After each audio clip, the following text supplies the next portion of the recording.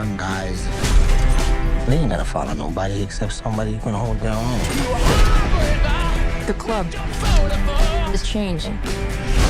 Running drugs, gambling. Is that who we are now? So, Tom, as someone who loves motorcycles so much, was making this movie like basically a dream come true? Yeah, I really wanted. Jeff said it was going to be like Grease, the musical, and I was a little upset. But without singing. But yeah, it's like if you had Grease without. And that was the fun first, parts. the first disappointment. But apart from that, it turned out good. I think really, considering it wasn't B+. Yeah. Yes. Yeah. Oh boy. Can we start? No, I wanted to be in Grease. We'll stick with that. So, how do you approach your character? Is there any specific reference that you had in mind to flesh him out, or to give him things that maybe they weren't necessarily on the script? It's like he's a tough guy, so where's his vulnerable side? Oh, he's vulnerable when it's not sentimental. How do you counter sentimental pathetic? If he's pathetic, then where's his heroic? And start to look for a radial journey within any character. So that's kind of how I started to flesh out with questions that are counterpoint. Yeah.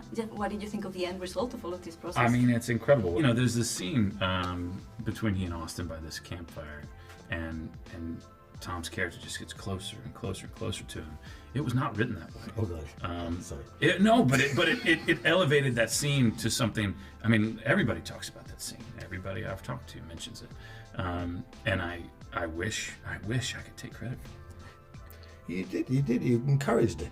As I saw the light disappearing off Austin's face, a little bit of a panic of my own as I crushed the black. I'm pretty sure it's here, Jeff.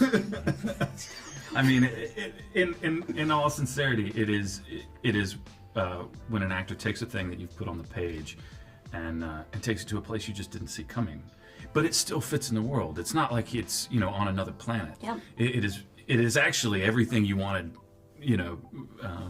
put into practice, and I saw that several times with Tom. Obviously, the movie is based or inspired by this amazing book. How much of this book have made it into the film, and how much is fiction? I mean, it's a really difficult question because I would say 70% of the dialogue is taken from this book.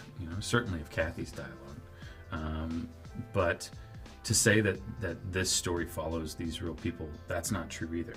It is this really odd hybrid where you had Danny visiting these people in 1965, and then he was done, and that's all I really had. So I had to invent kind of everything before and everything after.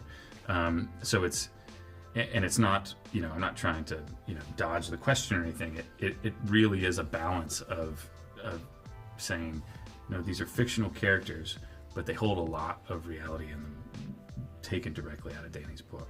So, Tom, how was working with Austin Butler? How was working He's opposite awesome. him? He's a very generous, sensitive soul, and a very capable artist who's got a lot to say and to do in his life.